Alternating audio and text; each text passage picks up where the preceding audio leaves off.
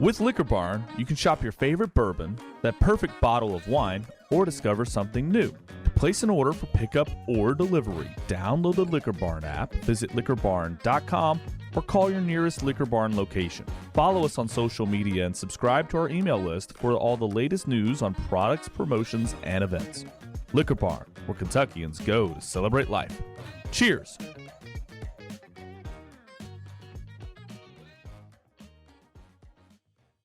James E. Pepper Barrel Proof Decanter Bourbon, distilled at the historic Pepper Distillery, DSP KY5 in Lexington, Kentucky. This new release, bottled in a striking recreated distillery decanter from the 1940s, has garnered high praise and accolades. Coming in at number 27 on Fred Minnick's Top 100 Whiskeys of 2023, it received a 94-point rating and was called absolutely delicious with notes of delicate hazelnut and toffee. Astor Wines, one of New York's most prestigious retailers, writes, "The whiskeys coming of age now are some of the finest from any American whiskey producer. This bourbon is arguably the most impressive you will find at this age. Available nationwide with a suggested retail price of $65. Learn more at jamesepepper.com. Founded in 2018, Penelope Bourbon has been one of the country's fastest growing whiskey brands. Named after founder Michael Palladini's daughter, Penelope boasts a series of straight bourbon and rye whiskey expressions that are all uniquely blended and finished. Remarkably smooth and flavorful, Penelope is perfect whether sipping neat or mixing in a cocktail. Penelope's core expressions, 4-grain, barrel strength, Architect, and Toasted Bourbon, have received over 35 combined awards and industry accolades. In 2023, the brand won double gold at the San Francisco World Spirit Competition and Best in category at the Ascot Awards, both for its Private Select. In addition to its cornerstone expressions, Penelope continues to introduce new and innovative limited releases within its Cooper Series, Private Select, and Founders Reserve lines. Penelope's full lineup is available in select markets as well as online. Visit PenelopeBourbon.com to learn more and find a store near you. Limestone Farms bourbons are like a secret portal to a world of rich flavors where high proof meets smooth satisfaction. Every barrel is meticulously crafted and blended with a specific message in mind. Experience clean delineated flavor profiles that will have you engaged from the first sip to the final drop, making your palate beg for just one more taste. Limestone Farms, bringing heritage home.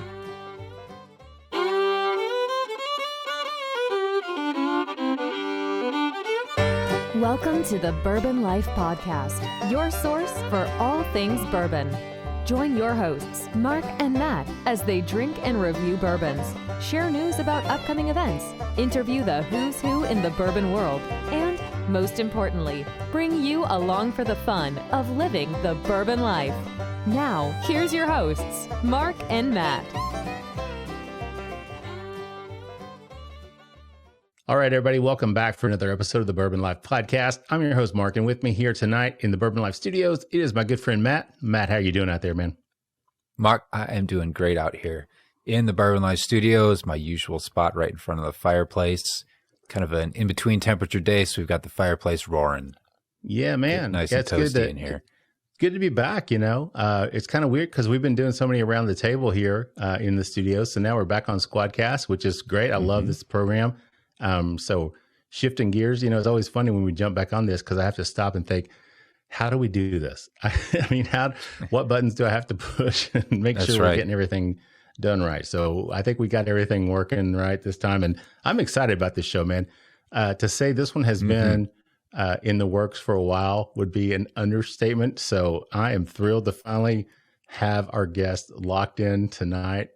This has been a couple years in the making to try to make this happen. So I'm really excited about this. But we are the Bourbon Life Podcast presented by Liquor Barn. We appreciate their sponsorship. We appreciate all of our sponsors. We could not do this show, of course, without all their help and support. So thank you to our sponsors for everything they do for us. Matt, with that said, you want to tell everybody who we have with us tonight? Absolutely. We have waited so long to get him on the show. Let's not wait any longer to get into it. We have joining us this morning, this afternoon, this evening, whenever it is you are getting your Bourbon Life fix, Dr. Pat Heist, the Chief Scientific Officer, co-founder, and co-owner at Wilderness Trail Distillery in Danville, Kentucky. Dr. Pat, welcome on to the show. Yeah, guys, thanks for having me on. It has been a couple years in the making here. The good news is I got 2 more years of stuff to tell you about. I remember, I think we were trying to connect at BourbCon there in Lexington. It seems like last time, and it didn't pay. I didn't make it to that. But I think that was our last attempt, and then so here we are today. Happy to be here. You know, Pat, you've been a busy guy, so we'll definitely talk about that here in just a little bit. But you've got a lot going on right now, man. So we completely understand that. Now we had Haley and Jared on the show a couple years ago, I think it was. We actually came out there to Danville, where you guys are located, and sat down with them and had a great show. I love Haley. She's just such a sweet person, so wonderful. Always just fun to see her, especially at bourbon events, just to get to run into her. So I've always thought the world of her. So just enjoy that. So we had a great time with them on the show. Yep. But we're happy to have you with us tonight. So Pat, before we jump into the conversation, can we talk about what we have poured up? Because you guys sent us a few things to sip on tonight. So if you don't care to share with us what we got. Yep. So we sent you the 3-pack of our 50 ml, which we call our trail mix. A very nice little package of glass Wilderness Trail bottles that look exactly like the big bottles. Yeah. So I love that. We definitely didn't cheap out on the molds for those bottles.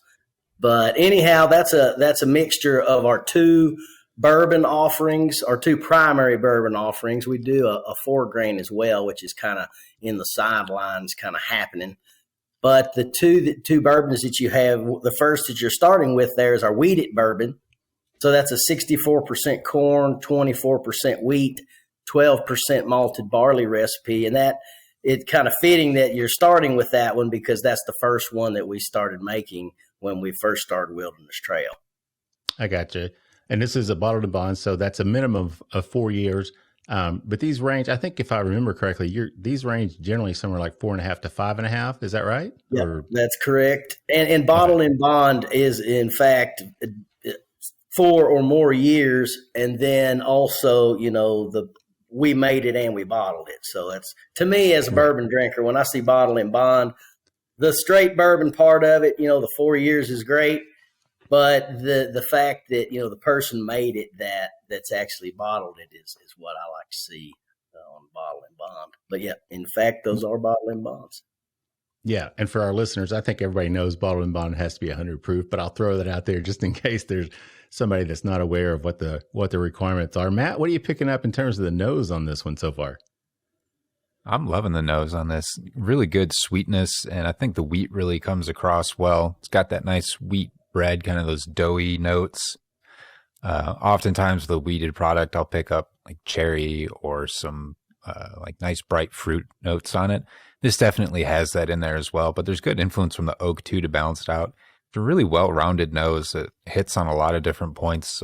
Nothing out of balance, just really, really pleasant. Yeah, Matt, we were talking last week. Oh, go ahead, Pat. No, I was just going to throw in a little bottle and bond trivia. We had talked about 3 factors related to bottle and bond, but we missed one. I was going to see if you guys knew what the 4th one was. We said 100 proof, made by who bottled it, at least 4 years old. And there's one same distilling season. Same distilling season, yeah, exactly. Which to me is the least of interest. I mean, that's kind of cool, but to me, those other factors are a little bit more important. But I think if you're talking about bottled and bond, I mean, that's a good point, Pat, from a standpoint of, like small batching, because when you small batch, you're taking barrels across, and I think you guys are like 18 to 20-ish so or something like that. Is that right? Yeah, 22 to 23 barrels per small batch. Yeah. Now, I believe what we've got, the trail mix, this is actually a single barrel though. So it's not a small batch. Okay. Is that right?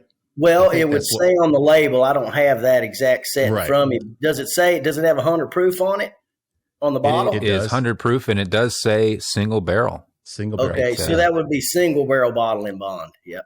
Yeah. So we don't have a small batch bottled and bond, but you're talking about the distilling season, so that is important in terms of when you're batching to get to a bottled and bond, because you're going to have to pull barrels that were all distilled in that same distilling season. So as you go around the rick house and you've got 100,000, 300,000, whatever barrels, you've got to pull those 18 to 20 that are from that same, it's basically like a 6-month period. Is that right? January to June. Yeah. So I mean, yeah, I mean, it is, I think for whiskey nerds, it's really cool. Well, it's a little more trickier, especially when there's so much attention paid to blending. You have a lot more flexibility in blending whenever you can include, a 10, let's put a couple barrels of 10-year in there to really make that batch a 4-year pop, and so that excludes you from that possibility. So it is you have to have a lot of barrels that are very consistent within a very concise time period. So that is something else that is, something to look at. That's a good point. I hadn't thought about that too, because you're not going to have that luxury of pulling an older barrel, if you want to, just to add a little depth or a different dimension to the flavor profile. So that's a good point. So Matt, did you already talk? You already talked about what you got, didn't you? Yeah, we did. We did. Yeah. Nose. I mean, I'm with you there on that the cherry aroma. It's like almost like a, I want to say like a cherry, almost like a donut, like a frosted donut or something. I get this cherry aroma, but I get this nice sweetness. Also kind of some of that donutty kind of sweetness as well that comes off, not like, well, maybe yeasty kind of, but not yeasty. You know what I mean? It's just kind of like a baked good type of aroma, but with that cherry and that sweetness, almost like a glazed cherry type of pastry or something. So really, really nice. A little bit of that oak, like you said, Matt, as well coming through. And again, for the proof point, 100 proof, 4.5 to 5.5 years. I mean, that's a really nice nose on the product there. So Pat, did we miss anything on the nose that you can point out for us? Well, I'm not one to put words in people's mouths. I like to, of course, if you mention a flavor, bourbon is so complex, you're probably going to be able to pick it out if you use your imagination enough. But, kind of what you're saying about that, what I interpreted as kind of like a cake icing or a cupcake type of icing, we get that every now and then. I did a tasting one time at Jack Rose Dining Saloon up in D.C. Bill Thomas, he's one of the owners of that place. He's a good friend. And I was a little bit behind as I normally am. And so on the way up there, I was like, okay, I need to get a couple bottles to feature in this tasting. And I stopped by Kroger's and I bought the barrel pick that they just happened to have. And then I bought a bottle at the Cincinnati airport of whatever they happened to have, and they were both barrel picks. And that Kroger pick, it was like, I mean, will go down in history of that tasting. People still talk about it. And I actually came back to Kentucky. It had that cake icing kind of a flavor to it. And I rushed straight back to Kroger's and bought as many bottles as I could get my hands on. And whenever COVID started up, I actually shipped a few of those bottles out one to Bill Thomas and then another to some other people who attended that tasting, that we all kind of had this legendary memory in our mind about this unbelievable, which I've still got. I've actually got to go through my stash and see how many more of those I got left. But we do get Pat, that, Yeah. Well, let's talk a little bit about you, or a lot of bit about you. You've got a great background, and I'm just going to throw this out there. I remember the first time I met you, and you probably don't remember this, but I think you guys were hosting the barbecue festival over there at your distillery. I think it was in the summer of 2019, I believe it was. And I show up, and there's, I pull in, and there's somebody up on stage. There's a band, and it's like, I can't remember if it's like Disturbed or somebody, from the 90s, 2000s. And that's what I listen to, like Turbo on Sirius XM. That's kind of my thing. And I'm like, oh my gosh, this is awesome. And I look up on stage and I'm like, wait a second, that guy singing looks really familiar. So It was Dr. Pat up there busted out the vocals. And then later that day, I think Mike Hines was there. Bill Bender was there. Probably, You guys had purchased a barrel for charity. It was the Willet barrel. Yep, that was the Bourbon Crusaders barrel. Yeah, right. So they actually brought me along. They allowed me to join you guys and went to the warehouse and got to drill into that, which was for me, because I just kind of started my whole journey in Instagram and hadn't even started the podcast yet, Pat. So that was like, oh my God, this is crazy. I'm in the distillery. I'm in the warehouse with Pat and Shane and these guys drilling this. At that time, I think it was 16 years old. Yeah, that's right. I do remember that. And so, that was a really interesting event because it was really the first one that they had done that, Willet was kind of the sponsor of it. And at that time, Evan had, I think, had cancer. Right. Somebody beating on my door over there. So it was very special occasion. And we bought that barrel. Shane and I remember that. When we first started Wilderness Trail, I had to really give kudos to Drew Colesveen and some of the people over at Willet because, just like you were saying when you first came to our distillery and were shown that, welcoming and you're tasting out of a 16-year-old barrel. And, we've tried to bring people into the inner circle. But when we first started our distillery, when Bill Thomas first started coming over there, it was because Drew told him to come over there. And we just had, a lot of thanks to give to Willet. We're very grateful for what they did for us when we first got started. And so at that event, we were very invested in it. We were like, man, we're going to be first of all, we're getting this barrel. Hands down. Second of all, we're happy, whatever it costs to get it, we're happy to really see this event elevated. And so we bid it on that barrel, and I think that barrel would have went for somewhere in the 20s, but we started hammering on it, and we ended up getting it for like $45,000, which for a Willet barrel pick, 15, I see who my visitor was, is my son banging on the door here. So. But anyway, you think about what barrel picks are going for these days. Sure. Some of the Four Roses picks and, even some wilderness picks that we've done have gone for tens of thousands of dollars at some of these charity auctions. And so to get that thing for $45,000, it was like we spent every penny we had, it seemed like. But, man, that would be a bargain these days. To be able to go do a barrel pick at Willet, a 15-year-old, that was incredible. And we assembled a team of experts which included Bill Thomas and a few other ones, and Drew was there with us, and we went over there and picked that barrel. And there was actually 3 other groups that got barrels that were similar to that, and we were the only distillery. So we were able to receive that barrel in bond at our distillery, and we aged it another year till we figured out what the heck we were going to do with it. And that's when we decided to release it as a charity release, which we donated that money. And actually since then we aged, I think it was a 6-year rye whiskey in that barrel. And we sold, it was a 4 grain, I believe. And we gave that away for charity. And if I'm not mistaken, there's a beer company that's got that barrel now aging some beer in it. And so it's kind of like how much charity that one barrel, provide. And it's really been amazing. Yeah. Well, that speaks volumes about you guys, in terms of what you do for charity and support for the local community. But jumping back to you, and I'm sorry, I kind of took us down a rabbit hole. No, hey man, that's the funnest places to go.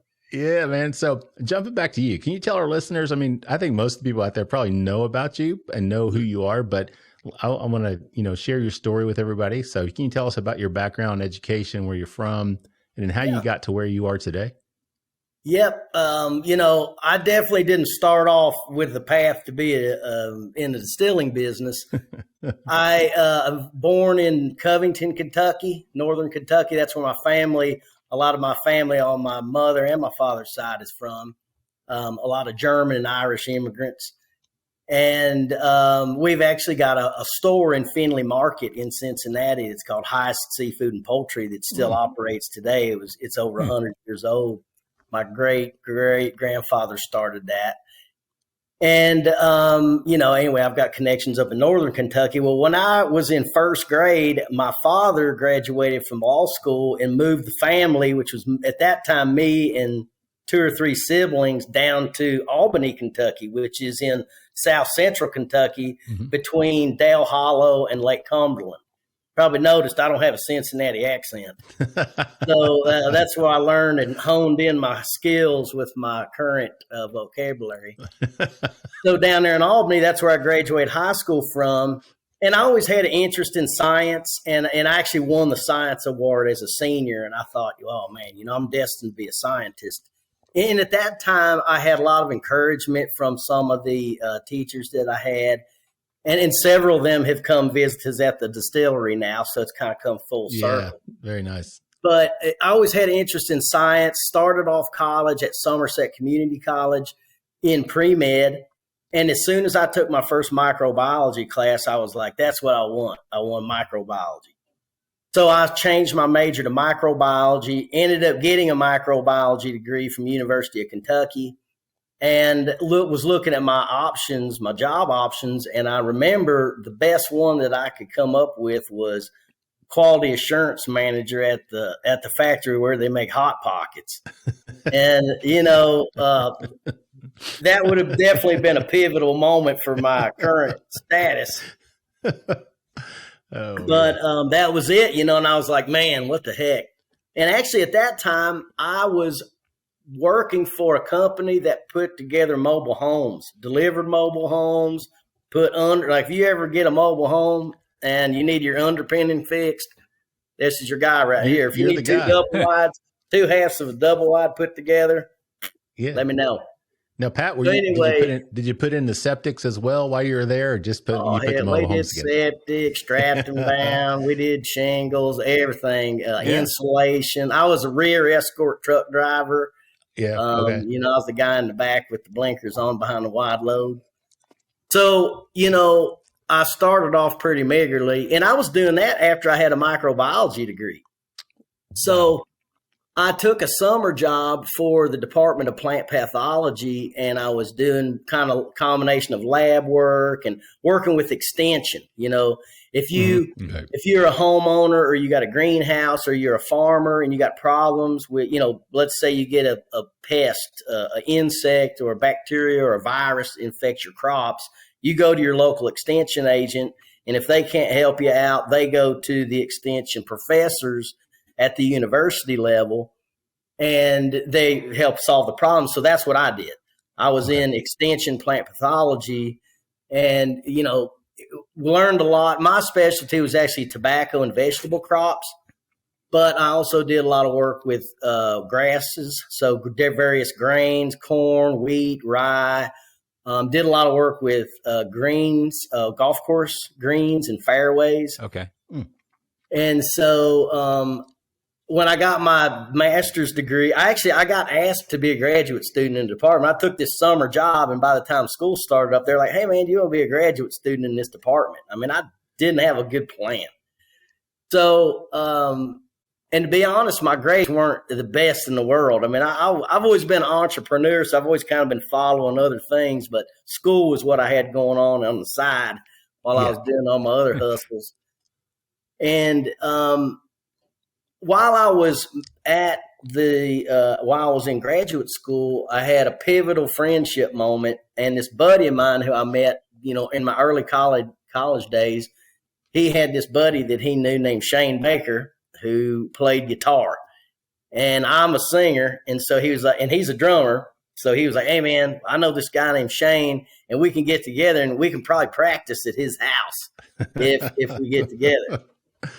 So we started going over Shane's and stuff and became friends, and me and him stayed friends, and we had a band together for a while back in the 90s, leading up to whenever I graduated with my PhD.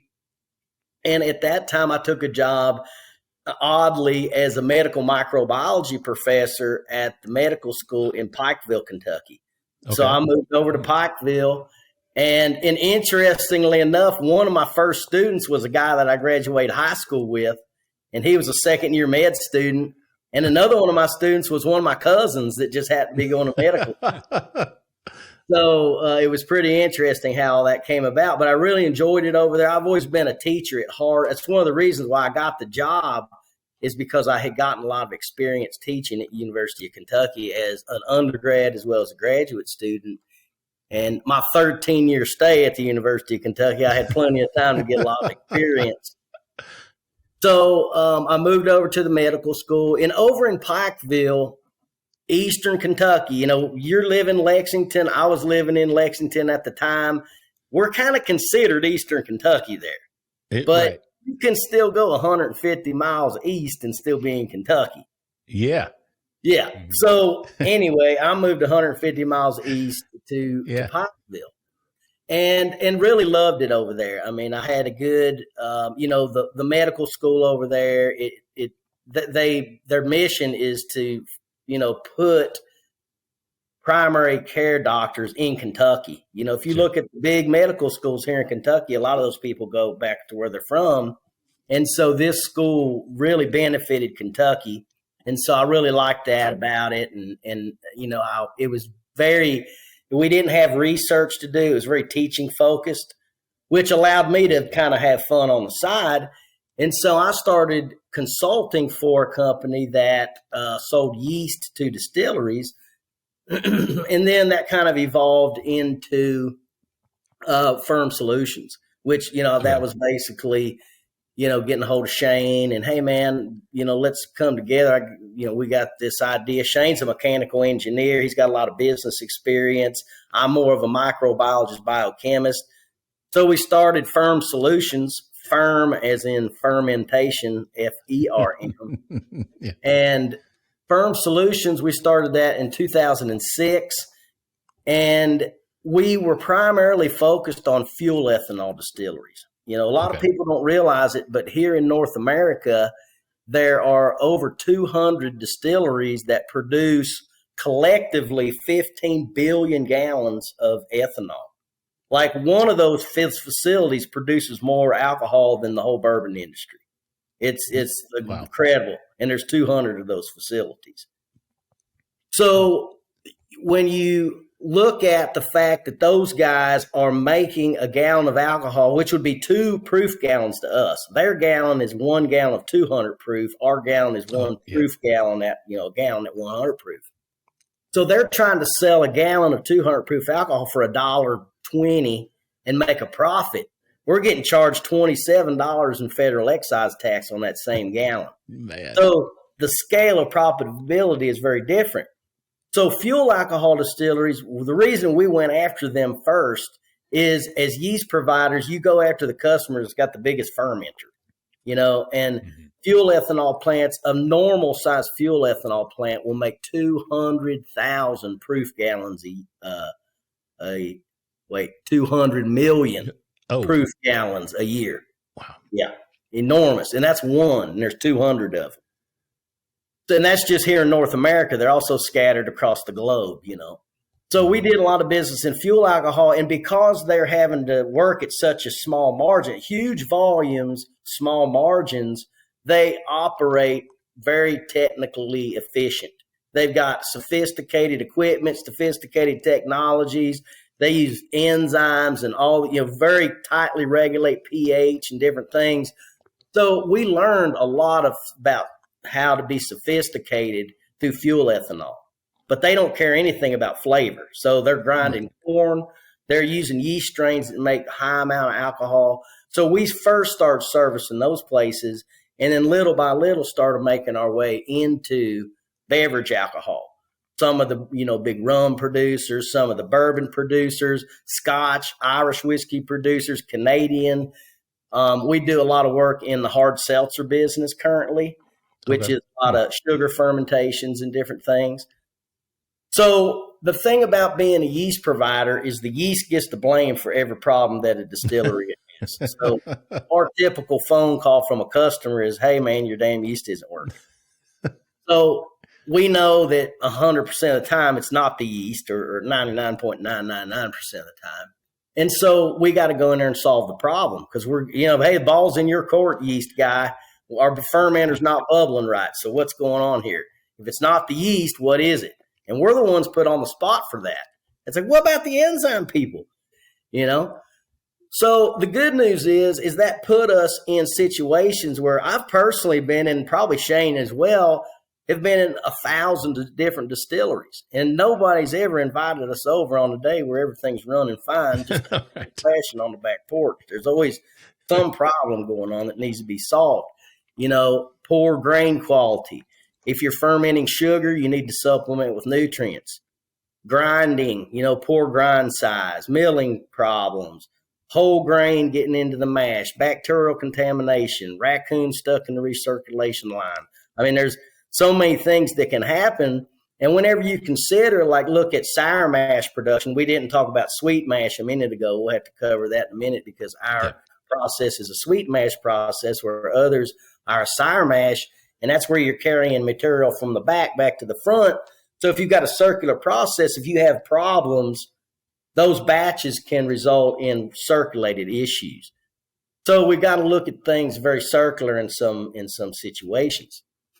So a lot of biochemistry, a lot of microbiology, some of it is engineering related. But over the years, we've amassed this database of knowledge, mainly in our minds. We probably should have wrote it down a long time ago. But, we've got to where if you hear a scenario, you can almost, okay, I know exactly what's going on here. Give me some data and I can tell you what's going on. And Shane can do it. Now we've got a team of 60 people that can do that.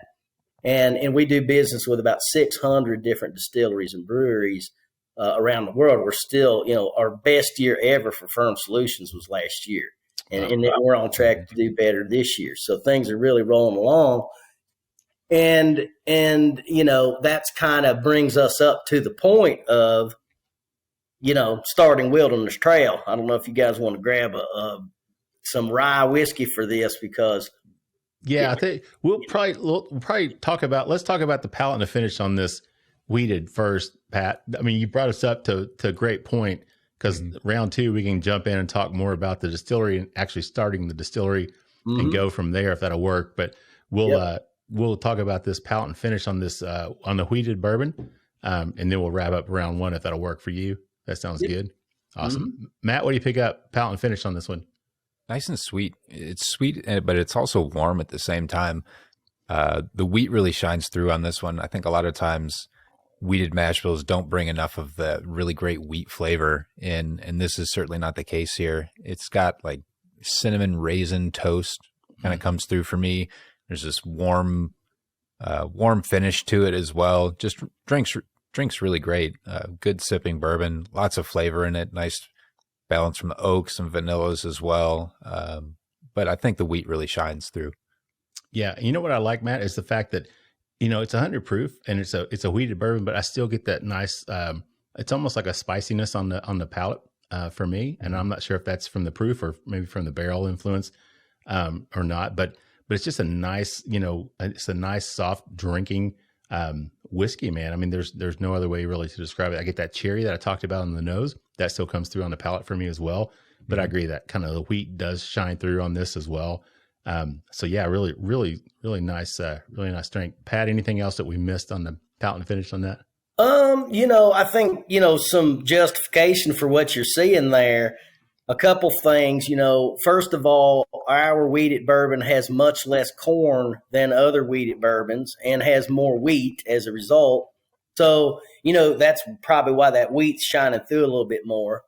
But a couple other things that I think are very important to how our whiskey comes through, the flavor, the mouthfeel.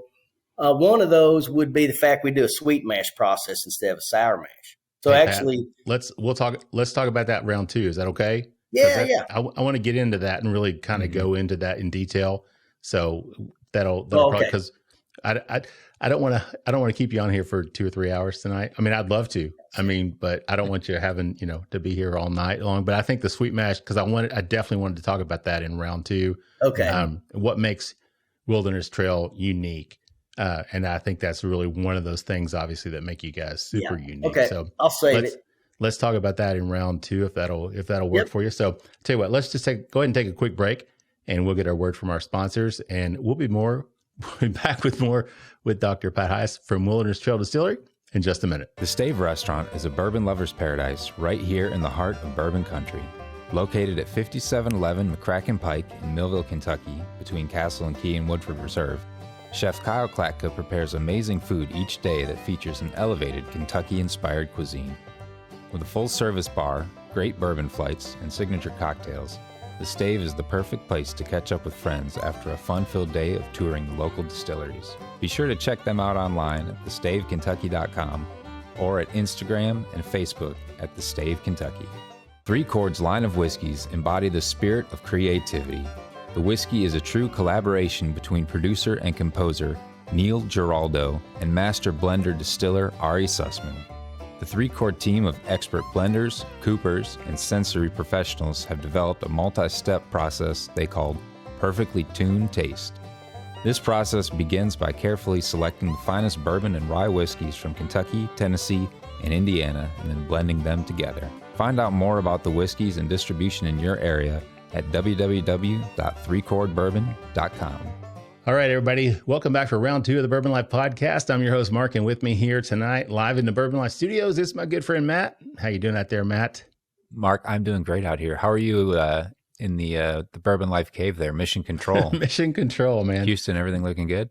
So far, so good, man. We're hanging in there. Everything's working without a hitch, man. So, after 4 years of doing this, you think we finally, Matt, I think we've got this down, right? That's what you get for thinking, though. Yeah, exactly right. Well, we're having a good time, man. Like I said when we started the show, this is one I've been waiting to do for years, man. So I'm so excited to finally have this opportunity to sit down with our guest.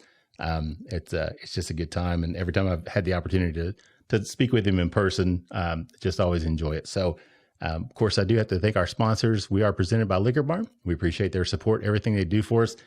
We could not do this podcast without them and our other sponsors. So thank you all for everything you do for us. With that said, Matt, do you want to tell everybody who we have with us tonight?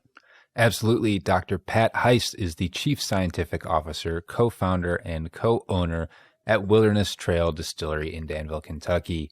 Pat, welcome on back to the Bourbon Life Podcast. Loving it. Hey, thanks for not leaving, Pat. We appreciate it. Hey, man, I'm here for the long haul. Awesome. That's right. Now, Pat, we talked about music. I play bass. I've got like 3 basses hanging over here on the wall, man. So it's been a long time. So if you ever need a bass player, hey, man, I already got your name wrote down over here. Matt, you don't happen to play drums, do you? I play a lot of things, but not drums, unfortunately. Yeah. Keyboards? Keyboards? Oh, man. Tambourine? Come on, man. I could probably play a mean tambourine. Me and Mark could try and give you something to do in our band. I appreciate that. I appreciate that. You got to do something, man. Come on, clarinet, something. Yeah. Yeah. Chief cowbell. Got a woodwind. Get a little more cowbell going there, man. We're going to put the band back together here. This will work. That's right. Well, Pat, we've got something great poured up on this round. You want to tell everybody a little bit about what we're going to be drinking on this one? Yep. So this one is, when you look at the 2 bourbons that we have, which is the wheated bourbon that you just had, this is our High Rye bourbon. The only difference between those 2 recipes is one's got 24% wheat, this one's got 24% rye. So it's a mirror image bourbon, but 24 wheat or 24 rye. So this one's the same ingredient. So one of the few opportunities, really when you consider, if I was to go to the store and demonstrate to someone the difference between a wheated bourbon and a rye bourbon, you're almost stuck with buying 2 different distilleries. Mm-hmm. So this is a great example, and a lot of bartenders, like to put this on flights and different things with the wheated bourbon because it's a great example. And so since you just tasted the wheater, you can kind of, see what taking away that wheat and just adding the rye back to it, what does that do for it? And it very clearly showcases, what rye does for you in a bourbon, which brings, that spiciness. And I'll leave it to Matt for the eloquent review there. He did a heck of a job on that wheater there. And I was going to, I'm kind of getting ahead of myself, but that was one of my questions I had because I know, like you said, the mash bills are the same. The corn content is 64 on each of those, right? So 64 corn on the wheated mash bill bourbon and the rye mash bill bourbon, and then 24% wheat, 24% wheat or rye, and then 12% malted barley. The barrels are the same, right? Char 4. Yep. The entry proof, you guys are at like 110. Is that right? Yep.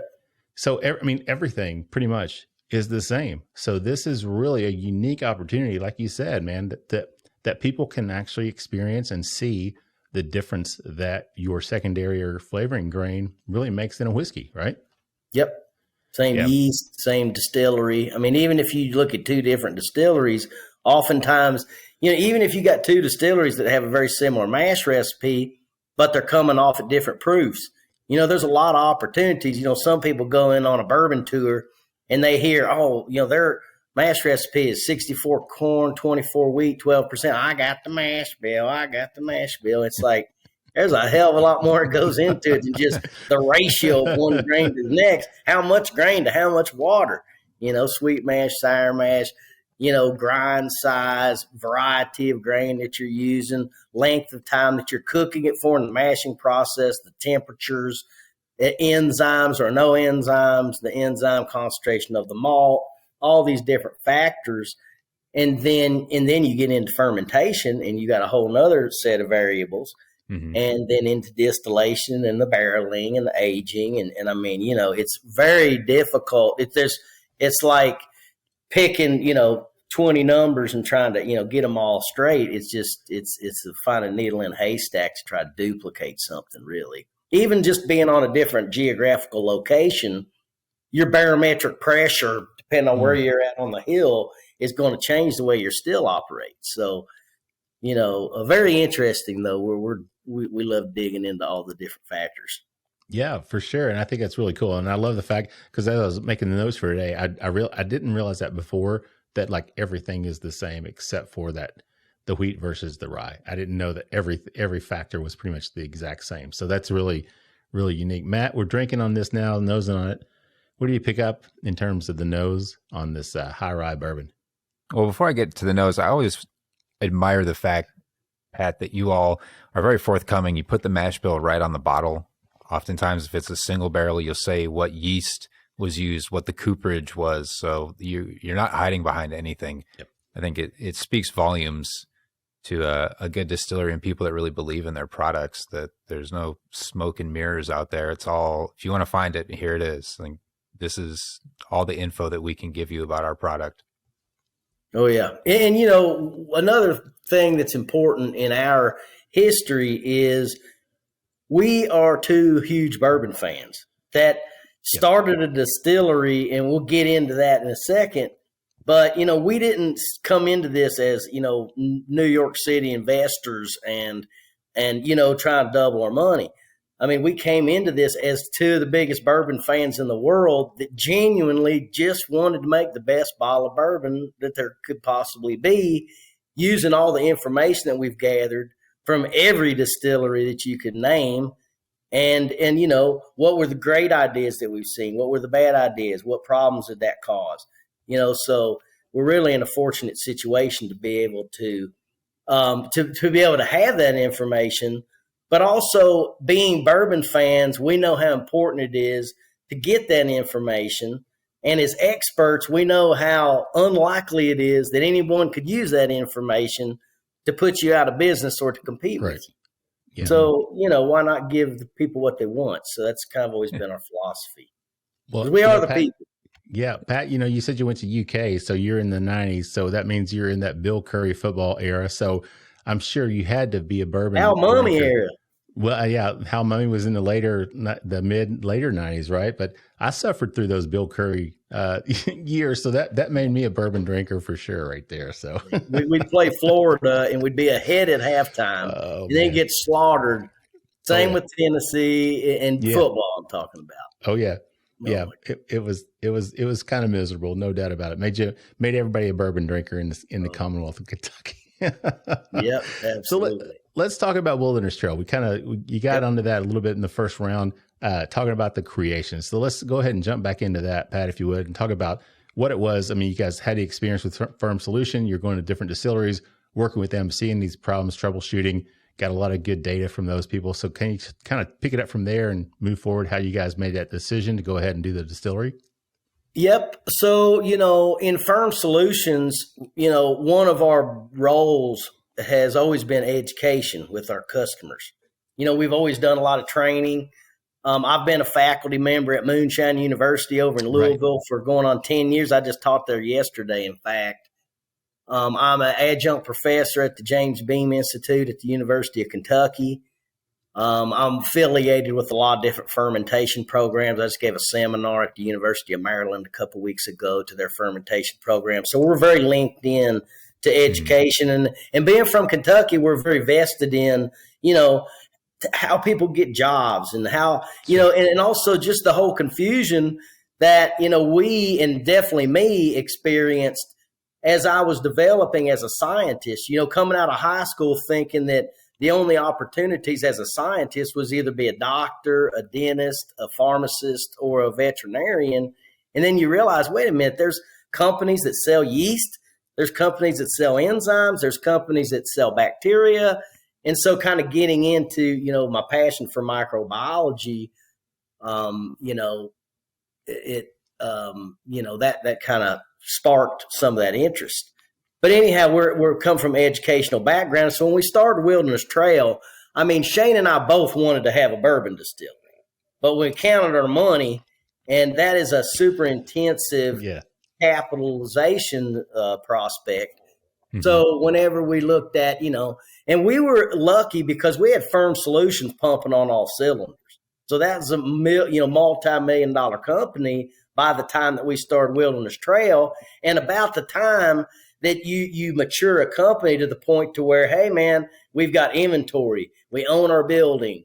We got customers. We're bringing in revenue. Time for a little bit of cash coming our way, but it went straight over to Wilderness Trail. And so we just kind of fed the beast, with Wilderness Trail. But when we started, really, we had 1 barrel a day operation. And, it was a fairly sizable investment, especially since Shane and I, unlike many, many other distilleries, I don't know too many of them that did this, but we just said, hey, we're not going to source anything, and we're not going to release anything till it's at least a bottled in bond. That might have been why you were at our distillery. Like that was the first year we probably had a bourbon the first time you came there. Yep. So the fact that, that's kind of the genesis of our distillery. Wilderness, as we started, was a 200-gallon pot still capable of 1 barrel of whiskey a day, and we made, bourbon as well as rye whiskey. But we also could make rum and we could make vodka. And so having a very versatile system allowed us to use it as an educational tool. Somebody wants to make vodka, come to our factory. We can train you in the classroom, but we can also go out to the distillery and show you how to make that. Mm-hmm. And then that's very, getting over 190 is very different than running a bourbon at, 137 proof or a rum at 165 proof, not to mention fermenting grains versus molasses versus sugar. So we got a lot of really cool experience with different things. And as I mentioned before, yeast people are getting phone calls all the time of why isn't the yeast working? Well, once we had a distillery, we became the guys that got phone calls about anything. And, what size of boiler do I need to run a 36-inch column? How much beer can I feed an 18-inch column? How many barrels do I get off of it? All these questions. And we're networked with Vendome, and we're networked with all these different companies. It's not hard for us to get answers, because we got customers that are running any permutation of pot stills, column stills, vodka, rum, tequila, whatever. So we can reach out and get answers for people real easily. So probably about 2 or 3 years into running Wilderness, we probably stockpiled maybe 500 barrels. We built a 2,200 barrel warehouse on what is now our campus. We started Wilderness Trail in the back room of our Firm Solutions building up in Danville. So some of the early visitors would have toured our facility in the back of when we started on the Kentucky Bourbon Trail Craft Tour, we were in the back of Firm Solutions. It was really cool. We made it a nice experience. We had the laboratory. Then we started growing that campus out there. But being the guys that get phone calls about everything, we started taking calls about, hey, can you make whiskey? Hey, so-and-so's not making whiskey for me anymore. All the big guys were like, hey, we're doubling down on production and forget about all these people we're making whiskey for. So there was all these dangling non-distiller producers that needed barrels, and we're just sitting here like, in a position to really take advantage of that if we had a distillery that could produce more. So very quickly, Shane and I, being the sole owners of Firm Solutions and Wilderness Trail, we can make decisions very nimbly. So, hey, man, we got a problem. We can only make 200 barrels a year. We need to make 65,000 barrels a year. We need to solve it. Okay, we need a bigger distillery. Do you agree? Yeah, I agree. Let's get it. Done. It's a trip to Dairy Queen right there. So it's easy to get things done. And when you're looking at contract production, it's like, give me $1 million today and I'll make your whiskey and have it ready for you next week. So it's cash in hand. And Wilderness Trail's got a great reputation for making some of the most quality whiskey in the world. And so it wasn't hard for us to get those customers, and they were just falling out trees at first. Now you've got several other big contract facilities that are online, and, that never was really it was something that really helped at that time, but we always knew that, hey, we're going to sell this much contract this year and make this much for Wilderness, but little by little, right. that scale's going to tip. And so that was, how else would we have been able to amass 165 acres, 24,000 barrel warehouses full of whiskey, just two dudes funneling cash out of their other business? That's where a lot of that intensive capitalization came from. And we're able to just go from 1 barrel a day operation to the 14th largest bourbon producer in the world and the 18th member of the Kentucky Bourbon Trail. That's kind of when it sort of hit, like, oh my God, what's happened here? And yeah, it's just unbelievable. The growth has been incredible, and to be able to watch it, it's been remarkable what you guys have been able to do. But again, like Matt said, with regard to the transparency, similar to that, the fact that you didn't source, you were contract distilling for other people, you were sitting on your barrels waiting until they got of age, and you weren't forced or rushed. You didn't have other outside investors pushing the issue and saying, well, you've got to sell stuff at 2 years old just so we can make a little bit of cash back. So you guys, you did it in a great way, and it's obviously, paid off for you guys very, very well. So very, very nice. Matt, we should probably jump over and talk about this whiskey since we're, drinking it. Yeah, absolutely. What do you think in terms of the High Rye bourbon we're drinking here? It's really the contrast to the wheated bourbon, like you were saying, Pat, is really stark. It's a fun experiment to see what that 24% wheat to rye can really do to it. This is really bright. It's got a bright, like spicy, peppery, kind of a sharp palate to it. Then there's good like oak sugar coming through. The barrel char, the time it's spent in the barrel really shines through. Then like nice warm finish, sweet finish, almost like a ginger chew, like long cinnamon, kind of sharp, spicy, warm finish. Just really nice. This is a favorite product of mine. I really love this. Yeah, I agree, Matt. The finish on this one just is what really just gets me. The fact that it goes on and on and on and on, and it's not overwhelming. It's just a nice combination. You still get a little bit of sweetness, but you get that spiciness from that rye that lingers. Like you said, Matt, the ginger chew. My wife's a big ginger chew fan, right? So I think that's a great call on that one for sure. Kind of reminds me of that, because even after you finish that ginger chew, it just lingers, and you get that little tingle feeling on your tongue. And I get that from this whiskey as well. So, Pat, what do we miss? Hopefully any of our marketing people that are listening wrote down what Matt said, because we have that as our tagline on our neck tags. But anyway, with our rye, one thing, first of all, when we started Wilderness, we started making the wheated bourbon, and it took us a year before we could get into the rye. So we sourced, at the time that rye you're drinking was made, we were buying all 100% Kentucky grown rye. And, when you go from grinding, 10,000 pounds a day to 1 million pounds every couple of days, you kind of got to expand your horizon a little bit on your grain sourcing.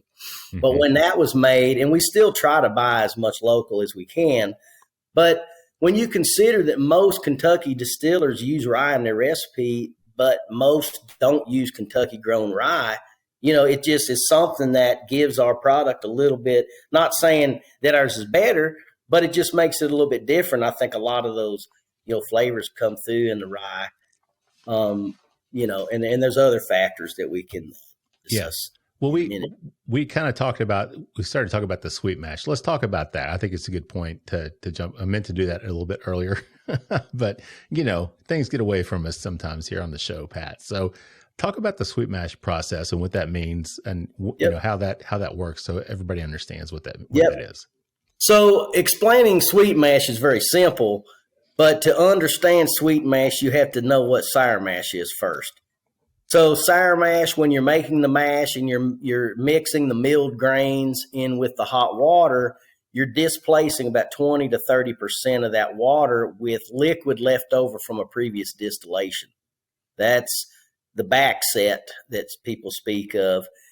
And again, that is the liquid that comes off the still after the alcohol is removed. So you got the remainder of the grain and the liquid left over after distillation. You filter out as much of the solids as you can, and you still got this kind of beer cheese soup looking mixture that we call thin stillage, is another a term that we use for backset. That is recycled back to the front, and 20 to 30% of the water used for mashing is displaced with that, and that's sour mashing. And that acidifies the mash. It lowers the pH, makes it has less potential for microbial contamination if you do that. And that's probably why a lot of old distilleries use sour mashing, because they're old factories. The nostalgic, the same thing that makes the old distilleries very nostalgic and gives their flavor profile a very, a lot of uniqueness. That same thing is because they're running a very old factory and they're using very old equipment. And when you have that, and even if you start a distillery with like us, we're in 100 years from now, we will have evolved a microbiology at our own facility, and so you're seeing that at some of the other places. So if you have that bacterial pressure, you have to acidify the mash, or you'll get took over by the bacteria. We built our distillery with a lot of different checks in place that allow us to run very clean, and so we don't have to acidify. And what that does is it allows us to run a little bit higher pH in fermentation, which translates over to the acidity of the distillate.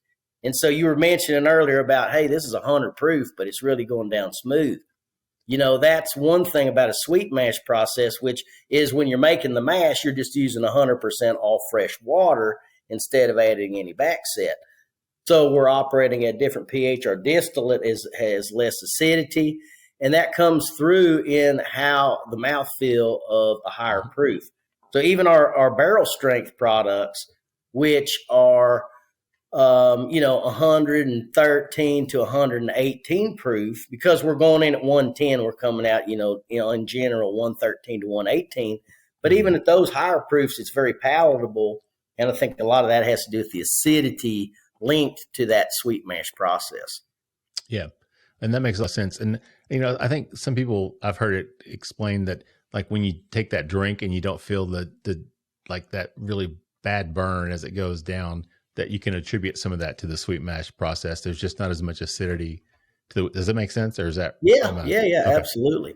Yeah. All right. Well, I thought so. Matt, we're at the end of round 2 here, man. So final thoughts on this high rye. Well, I don't think I have to ask you. Oh, I love it. It's great. This is a single barrel bottled in bond. This drinks really well. A great experiment, like you were saying, Pat, to take away the wheat and replace it with rye and to compare and contrast.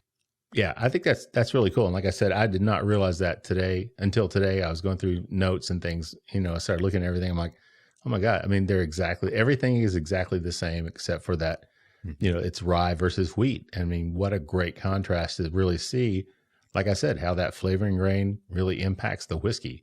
So why do we call the rye High Rye Bourbon, but we don't call the wheat a higher wheat bourbon? Because it's got the same amount of wheat as it does rye.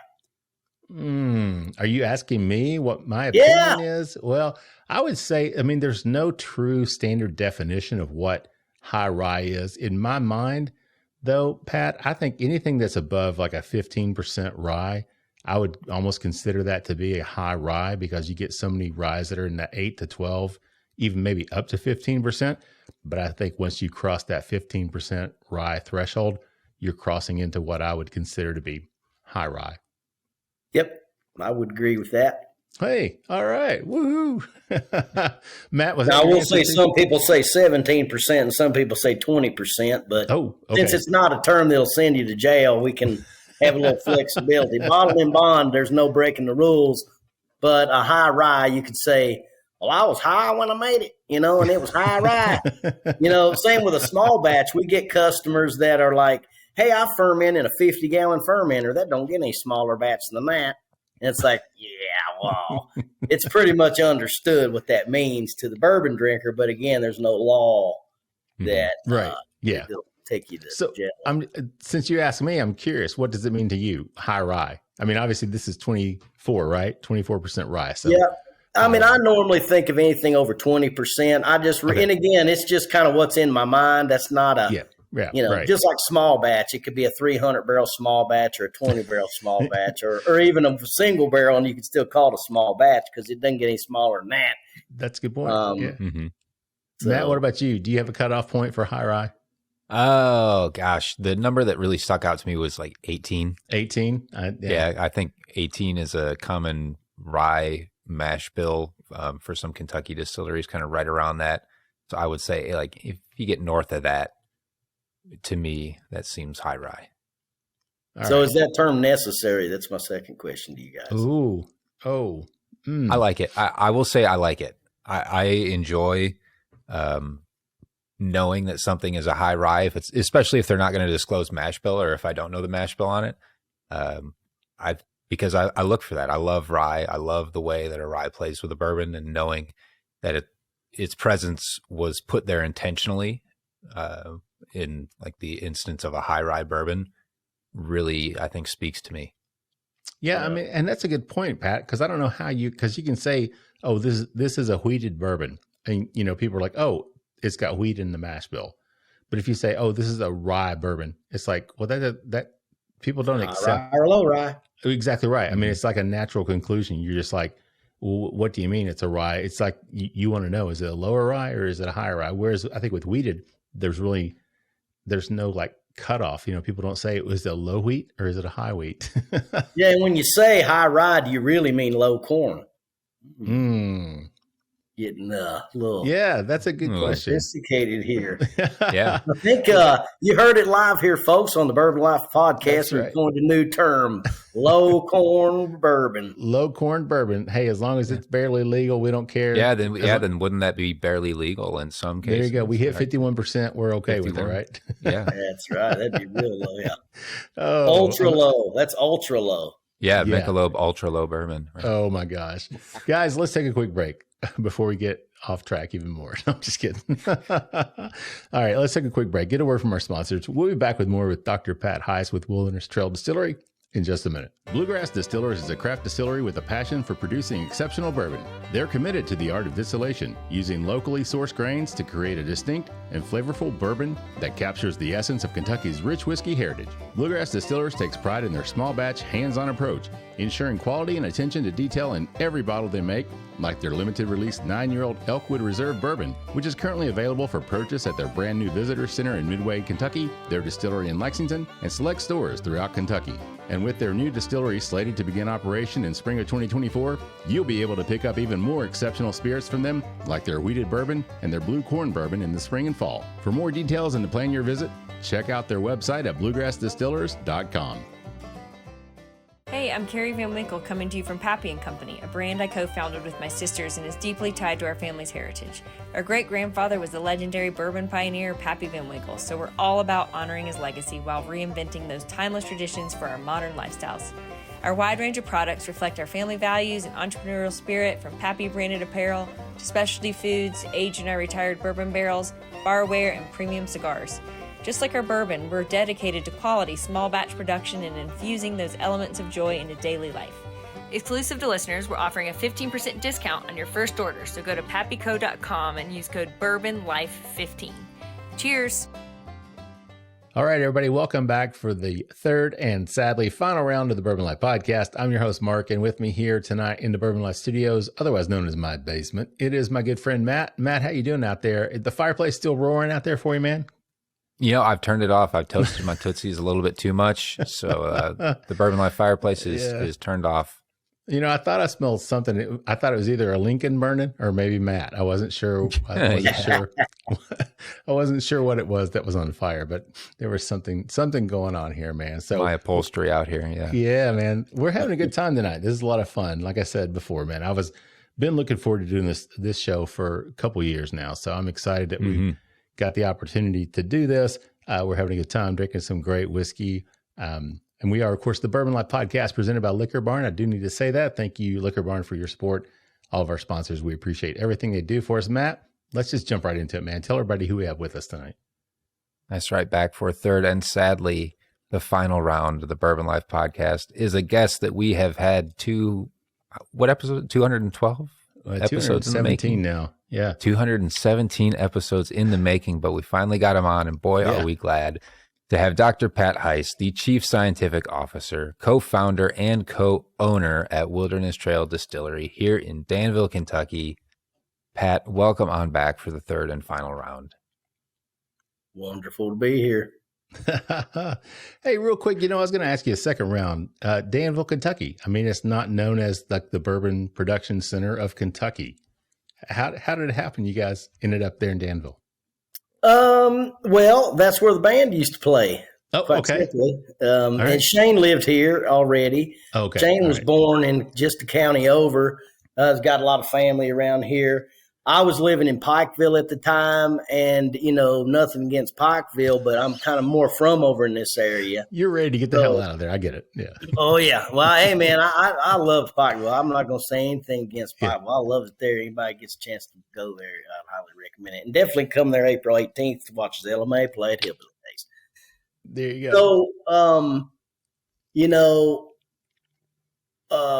what was the question again? I totally forgot. How you guys ended up in Danville? How we ended up in Danville. So Shane lived here already, and, I was in Pikeville, and so it just made sense to come back here. We actually kind of, for Firm Solutions, we sort of looked up in Lexington a little bit at the start, and it just made a lot of sense to come down here to Danville. The real estate we could get, we actually, when we formed Firm Solutions, and then again, when we formed Wilderness Trail, we got to give a lot of kudos to the economic development people here in our county. They really did a good job of helping us to find a location that really worked for us. And the location that we're at now that you visited, I mean, that place is a dream come true in terms of a distillery location. It's just absolutely beautiful. It's got the old home on there, right? Mm-hmm. But they helped us find that place. And when we first saw it, it was like, oh God, it was almost like a creepy manor or something. But man, we took the fence rows down, replaced the cow crap with grass, and man, that place worked out great. And big part due to the economic development in Danville. So, when we started Firm, freight was a big deal for us. And now it's a big deal for us with Wilderness. And, we had a lot of customers like in Iowa, Minnesota, Wisconsin. And I remember when we first started Firm, we got a third-party warehouse in Wisconsin to ship to Minnesota. And then we figured out that to ship from Wisconsin to Minnesota, the pallets came to Louisville first and then went to Minnesota. So we're like, we can ship out of Danville to Minnesota quicker than we can ship from Minnesota to Minnesota. So it's that all factored into it. And freight is a big deal for us. How quickly can we get product somewhere?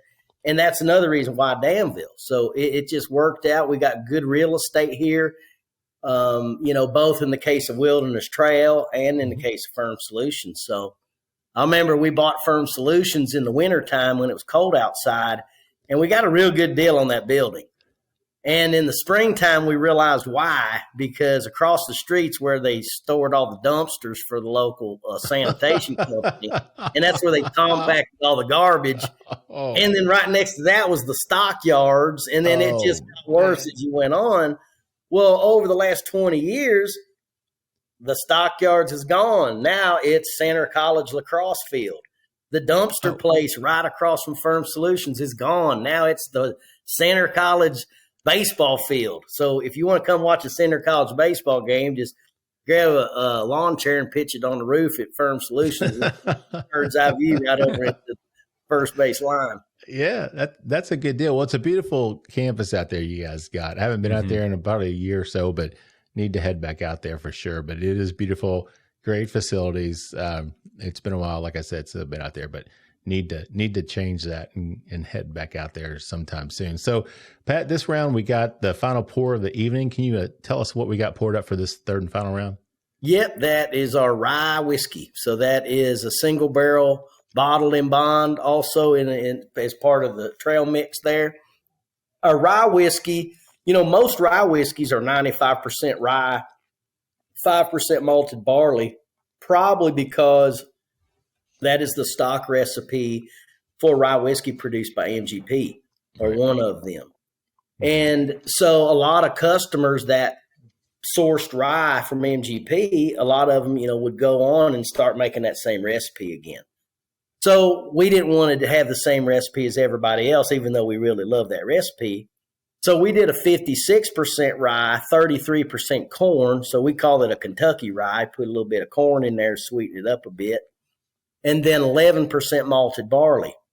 So, a little bit more malted barley than you typically see in a it's definitely of a 95.5 rye. A lot less rye, and then that little splash of corn there. So, some other things that make our rye, our rye, and I've said this a million times, I believe our rye is the best rye on the planet. I mean, normally when I talk about our distillery versus other distilleries, and it's all about, hey, ours is different and ours is whatever, but our rye is the best rye on the planet. It just really is. And part of that is because of the mash recipe. Part of that is because of the sweet mash recipe. But a lot of it has to do with our barrel entry proof and the fact that we're coming out at a pretty low proof relative to other distilleries. You're coming out at 113 to 118 and bottling at 100 bottle in bond.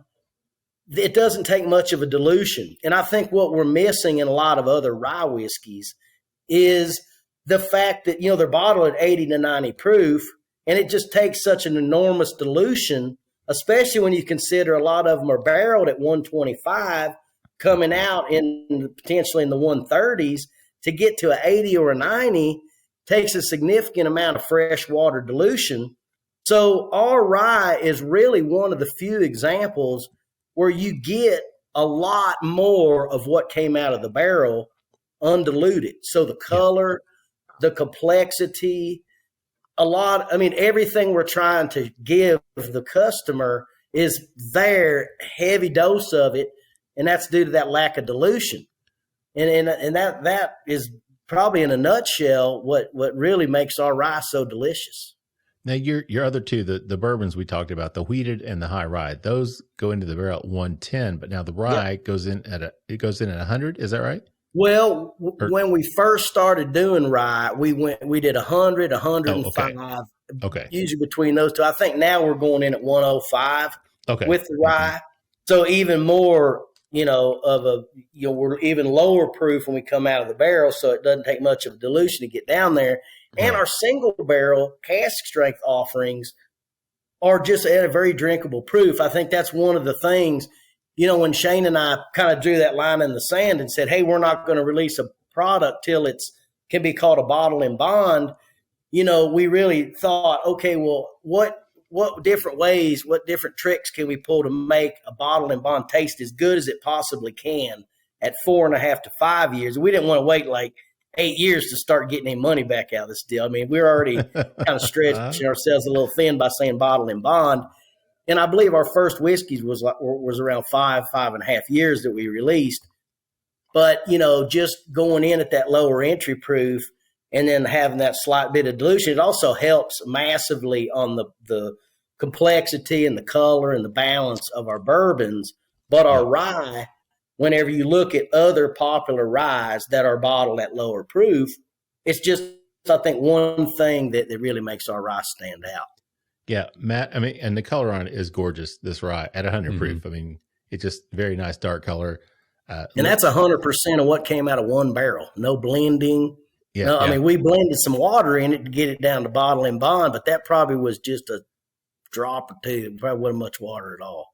Yeah, which is crazy. Matt, what do you pick up in terms of the nose on this one? This barrel is great. I got to say, and I love the nose and a lot of the flavors that comes off of the Wilderness Trail Rye. To me, they're always really heavy on the herbal notes, which I love. This one has a lot of mint, like a lot of spearmint gum, almost like mixed in with some bubble gum on it. Nice, like vanilla, kind of chewy taffy vanilla note. Oftentimes, I don't get it on this one, but oftentimes I'll pick up a dill note on the nose and on the palate for some of these. And there's like just a tiny touch of green apple, which is another telltale that I often find out of a Wilderness Trail Rye. And on the nose, there's just this faint little bit, but the nose on this one is absolutely lovely. Matt, can I tell you something crazy? It could just because we had Danny Kahn on the show and he was talking about whatever the compounds are that create the coconut aroma, but I swear I picked up a hint of coconut on this rye, which sounds crazy, but coming out of the barrel, I mean, could be, I don't know. Pat, maybe I'm crazy. Well, and that corn there, the corn offers that little bit of sweetness, which contrasts with the spicy, and it does kind of kick off some interesting, contrasting notes there. Mm-hmm. Yeah, I mean, I get like something else. Go ahead. No, I was just gonna say almost like a brown sugar type of an aroma as well on this one. Man, just a lot of things going on for 100 proof, and the age on this one are we talking around the same age on this one as well for the rye? Yeah, that would be 4.5 to 5.5 years. Okay. Yep. It noses to me. Of course, rye whiskey, I don't know. It seems like it matures maybe faster or quicker and you get those older kind of aromas off of it. But this one does when I nose it, it noses older, than 4.5 or 5 years old. So, but go ahead, Pat. Something else. Well, one of the other things that back into the point of, we want to make the best whiskey possible at that 4 to 5 year mark. One of the decisions we made was to go with a barrel that, when you talk about barrels, a lot of times the conversation doesn't go much farther past, hey, it's white oak, it's charred, the number char, it was number 3, number 4 char, Yeah. But in addition to ours being white oak, number 4 char, we went with a special barrel that's made by Independent Stave called the Cooper Select barrel. And one thing that makes it unique is the wood is air dried for an extensive period of time. I would guess, based on what we know about the industry, most Kentucky bourbons go into a barrel that the wood was air dried. The staves were set outside and get rained on and exposed to the seasons for a period of 3 to 6 months. Ours were 18 to 24 month air dried. And the barrel makers refer to that process as deacidification. So you actually have volatilization of tannins off of the wood. Yep. And so it takes less time for those tannins to be, remediated through maturation. So that's another big deal for us, and it sets us apart. And I think one of the reasons that complements the sweet mash to give such a palatable product at between 4 to 6 years old. But that's definitely something that seasoning increases the porosity of the wood. You've got fungi. I mean, if you let that wood set out there for 10 years, you'd have a pile of nothing.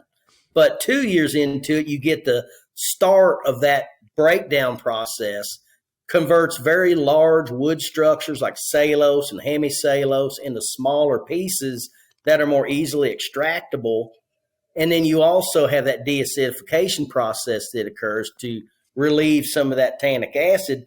Now, if you know that a bourbon is going to be in a barrel for 7, 8+ years, you can save the money and go into the less seasoned barrels. But us starting off knowing that, hey, man, we're going to be releasing bottle and bond, we aren't going to wait much longer than 5 years.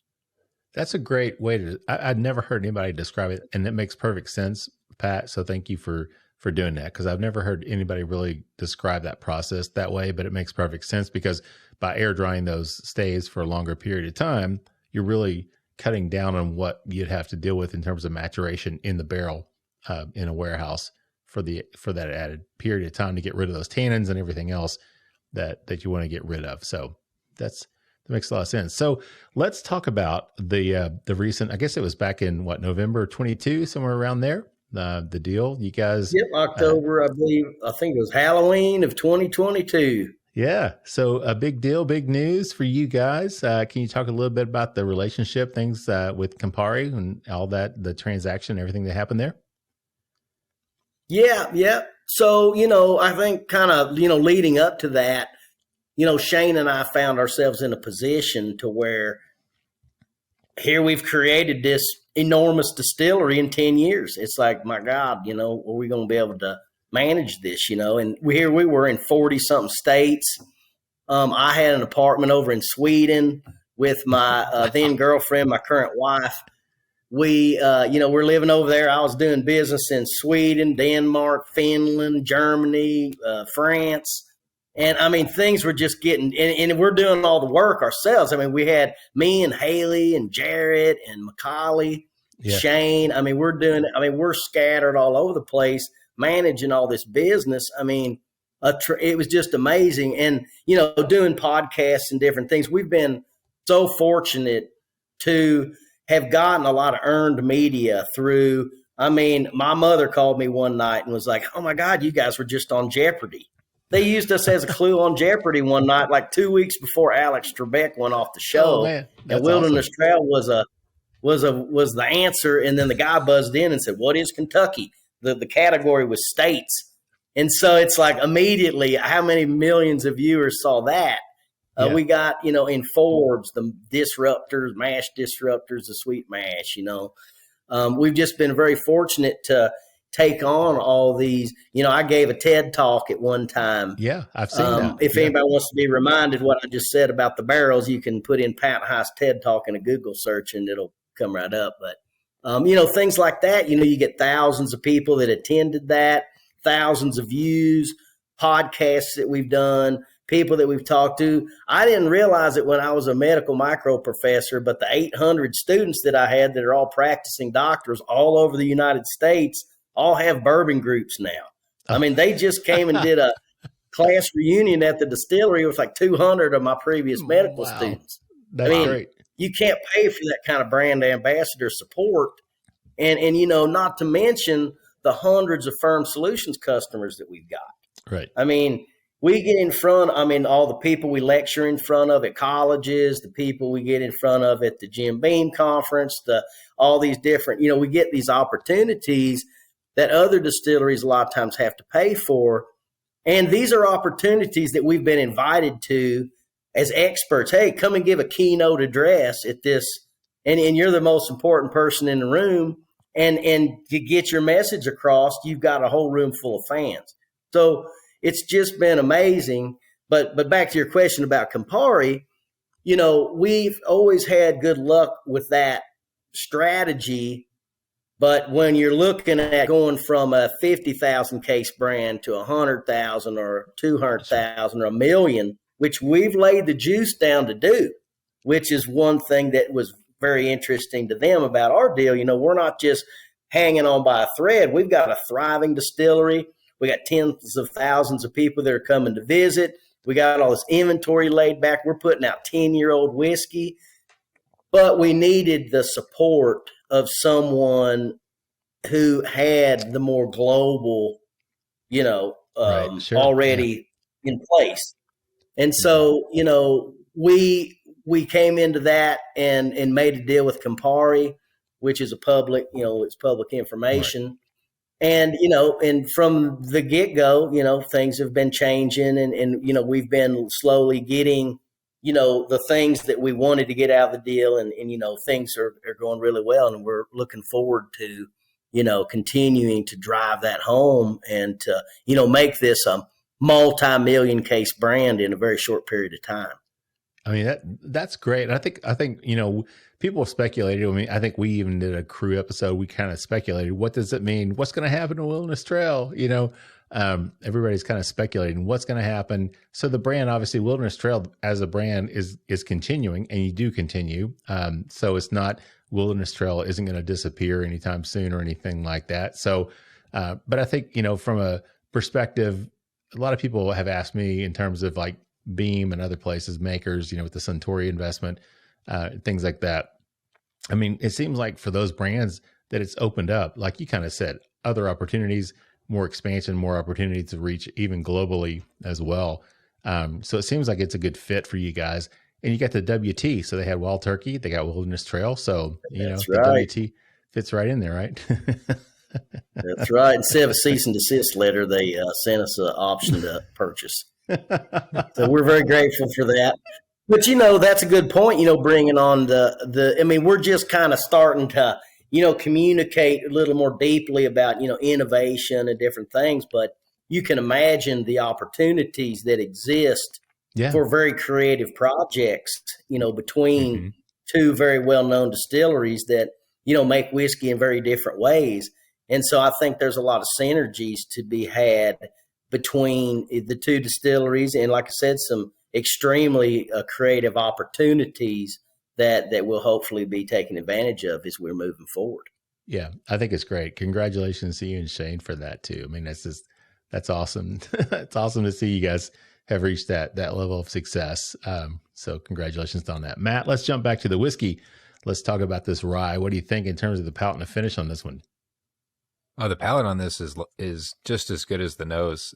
To me, right up front, there's like a sweet orange marmalade note that comes across with like thyme, the herb of thyme. A little bit of thyme comes through. Then there's like a floral wildflower type kind of taste, long, sweet honey finish with a little bit of mint, herbal notes to follow it up. Just really, really great drinking rye. It hits on so many levels. It's not overly spicy. It certainly does not lack in flavor. It doesn't seem watery. It's got a great mouthfeel. Just really, really great sipping rye whiskey. Yeah, I can't add much to that. Matt. I mean, yeah, Pat. I mean, honestly, I'm just going to keep my mouth shut and say, good job, Matt. Yeah, that was a great answer, I'm going to have to say. Now, I will comment kind of to piggyback on your orange marmalade note.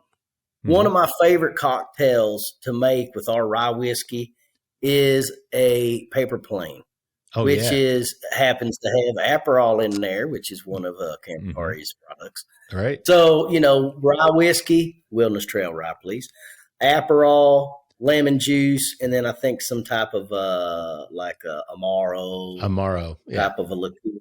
Yeah. Mm-hmm. That is a fantastic cocktail. Something that, just kind of takes you away from I really like old fashions and Manhattans, but paper plane is just such a delicious cocktail. And that's probably my favorite thing to make with our rye when I'm not drinking it neat. Well, I appreciate you saying that, Pat, because this past year over the summer, I started experimenting more with different cocktails and different recipes. And somebody turned me on to the paper plane over the summer, and that became like my summertime drink. And I became a huge fan and bought all the ingredients. So I'm gonna start making it with your rye now, so I can experience that. There you go. Yeah, it's a delicious cocktail. So let's kind of talk a little bit about the future here, because we're almost at the end of round 3 here, Pat. So what does the future look like for you, for Wilderness Trail? Can you share that with our listeners? Yeah, Shane and I, we've always had this fantasy that one day we're going to slow down, but as evidenced by, unlimited cash in the bank and the ability to slow down, yet we really haven't. I think I did get my dishwasher fixed, though I was very thankful for that. But, we can't help but keep our hands in the pie here. We still own 30% of Wilderness Trail. We're very active in the business, out trying to sell whiskey.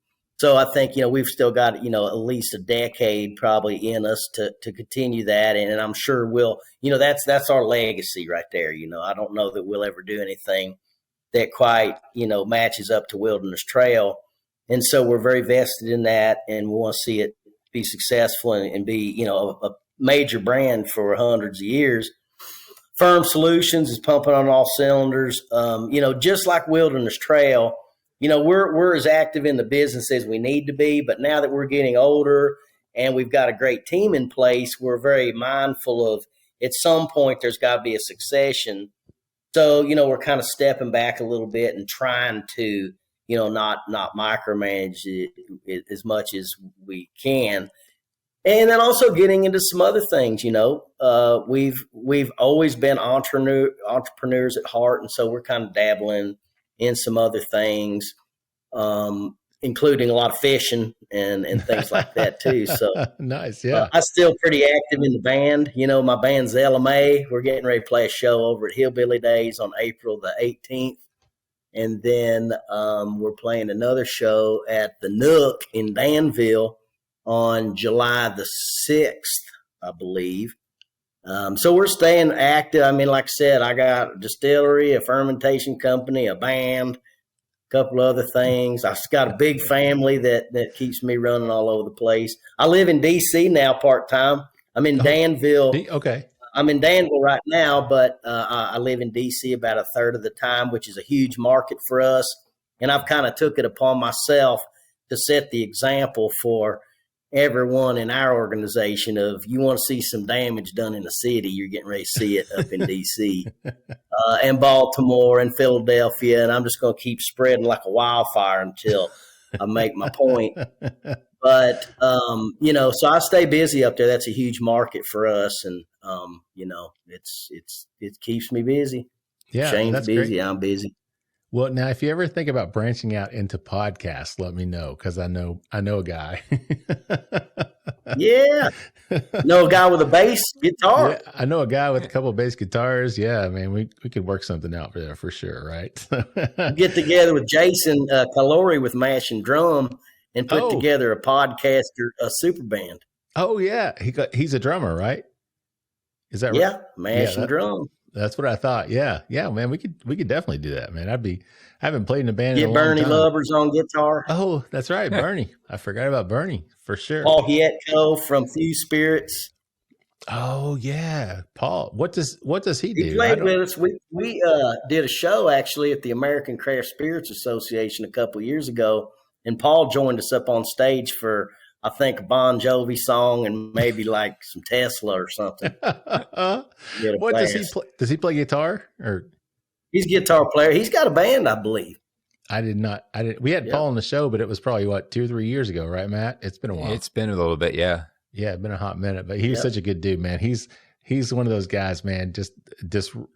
I hate to use that term disruptor, but man, Paul was just like, he's that guy, right? So we had a good He's time. got to deal with Alice in Chains now. I'm like, what?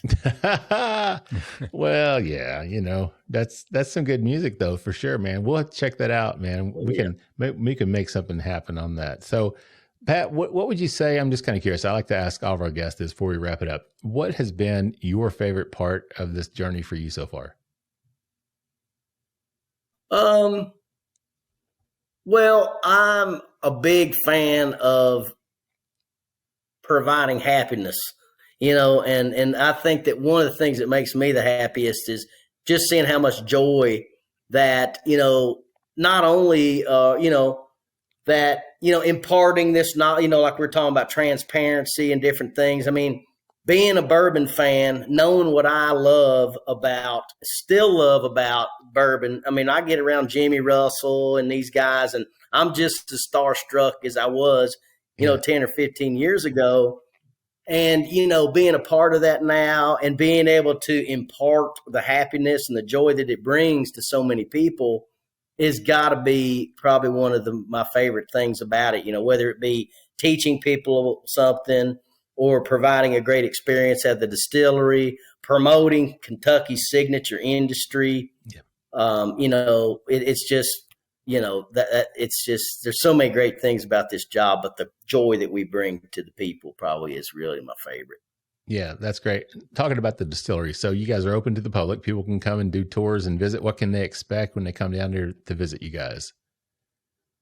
You can expect the best tour in the industry. That's for sure. We do a lot of, where we have all this background knowledge and different things. Our tour guides have been very well educated on some of the, more technical points. We're not going to sit there and bore you with DNA structures and everything, but we'll tell you as much as you want to know in a manner that's very simple to understand. You'll get a little bit more, I think, at our distillery than in terms of information. It's just our thing, you know. We don't have the 100-year heritage that a lot of the other distilleries have. And when you go to those distilleries, you're going to get a wonderful experience that is going to be very different than what you get at Wilderness Trail. So being a newbie, you know, we had to kind of create our own thing and you know, our own value proposition, I guess you could say. And that is, you know, the whole being the science guys of bourbon, and to impart that knowledge and how the expertise we use and how we make our products, and we tell people a lot about it. So, but when you take the tour, you get to see all the different parts of the process, you know, and there's a tasting. You get to actually visit one of the barrel warehouses. So it's a very comprehensive tour experience, and, you know, one of the best in the industry for sure. Yeah, that sounds great. So where can people get more information about Wilderness Trail and your products? Yep. So we're on all the major social media channels. You know, I'm one of the old school Facebook people. My daughter has to be within 5 feet of me to make a successful Instagram post. And Twitter, I still ain't got that figured out. Yeah. But we are on all those. So, you know, if you put Wilderness Trail, you'll find it. I wish I probably should know that. But, you know, all those major outlets, there's a lot of different things that have been published about us. If you put Wilderness Trail in a Google search, you'll get 1,000 different things pop up if you're interested in learning more. And then bottom line, we encourage people to come to the distillery and see for yourself. You know, it's really something that, you know, where we've only been around for 10 years, people just don't expect the size of the facility. I mean, you come around the corner and all of a sudden you're like, God, there's 50. How many barrel warehouses is there here? Yeah. Oh, you yeah. know, it's a real distillery. Yeah. So, you know, that's something else that, you know, when we get people there, they're usually blown away. Very cool. Well, Pat, we appreciate you joining us tonight. Thanks for taking the time. But any final thoughts before we wrap it up?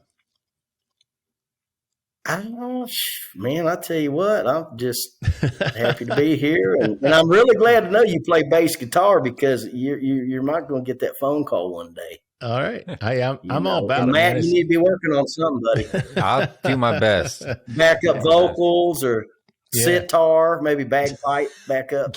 You could be our George Harrison, man. Get on the sitar and just start rocking out some things, right? Go. Yeah, man. If we're playing 90s and 2000s rock, I'm all about it, Pat. So I'm all for it. All right, Matt, final thoughts before we get out of here tonight, man. Mark, I got to echo what you were saying. Pat, thanks so much for taking the time. It's been far too long since we tried to get you on that we finally got you nailed down, but I'm glad we did. Looking forward to doing this again with you in the future and seeing everything that you all have got coming up for us, for the public in the future. And just thanks for your commitment to quality, for being open about everything and doing things your way. We love it. My pleasure. Yeah, no doubt. You know, Pat, like I said, when I started talking earlier on the show, I mean, the first time I came out there, 2019, you didn't know me from anybody, man. And you and Shane just kind of welcomed me. And, you know, the guys that were there, obviously Matt or Mike and Bill and some other guys. I mean, you guys, even though I was kind of an outsider to the whole thing, I still felt like I was part of it. And that meant a lot to me. I mean, it really did. So I think it just spoke volumes as to how you guys are and how you operate and what you do. And then I got to see you guys, actually the same year, you guys were at Whiskey Bear doing a tasting at the old Whiskey Bear. I remember that. And Matt, you went, right? So we were there and got to hang out with you guys as well.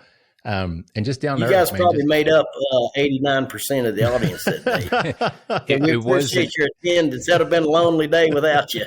It was an intimate setting, I will say that, but it was right. really informative. And I think Mark and I both really, it wasn't lost on us what we got to experience and who we got to talk to about what we were drinking in the company.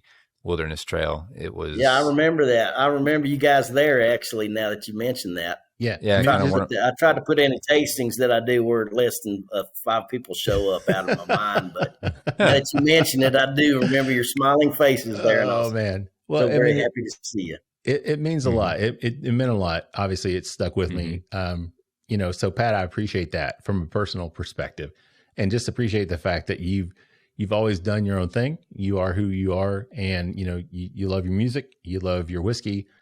You guys have created some incredible brands with Firm Solutions and also with Wilderness Trail, man. So congratulations on the Campari deal. I've talked to you. I've seen you, but I've not had a chance to really talk to you. So congratulations on that, man. That's huge. So excited for you guys. Can't wait to see where everything goes at this point, man. So hopefully we'll have you on the show again, and it won't be another 4 years before I'm ready. Before we get to do this. So with that said, I need to thank our sponsors, of course. We are the Bourbon Life Podcast presented by Liquor Barn. Thank you, Liquor Barn, and all of our sponsors. Everything you guys do for us. Couldn't do the show without you guys. Thank you to our listeners. Like Matt always says, whatever time of day it is, morning, noon, or night, whenever it is you get your Bourbon Life fix, we appreciate you guys taking the time to listen to us or watch us on YouTube. Thank you guys for that. If you want to reach out to us, you can email us at thebourbonlife@gmail.com. You can always find us on Facebook and Instagram. Of course, hey, we're on TikTok and YouTube now as well, of course, at The Bourbon Life. So check us out there. If you would, subscribe, follow us. We really appreciate that. If you feel so inclined, leave us a review on your favorite podcasting platform, as long as it's a positive one. That's all I'm just kidding. You can leave us a review, whatever you want to say. We'll learn to deal with it. But with that said, I'm going to wrap it up, send it home with our tagline, which is, may your glasses always be full, and may you keep on living the Bourbon Life. Thank you for joining us for this week's episode of the Bourbon Life Podcast. Our mission at the Bourbon Life is simple: to share our passion for all things bourbon with you every week. And we'd really love to hear your thoughts on how we're doing. You can find us on Instagram and Facebook at The Bourbon Life. You can also contact us by email at thebourbonlife@gmail.com. And you can always find us on your favorite podcast platform. If you have a moment, we'd love it if you would rate us and give us a review. So until next week, we hope your glass is always full and that you keep on living the Bourbon Life.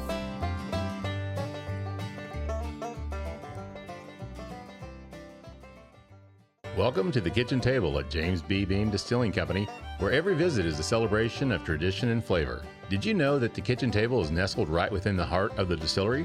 That's right. You can experience the essence of James B. Beam's legacy while savoring their delectable dishes.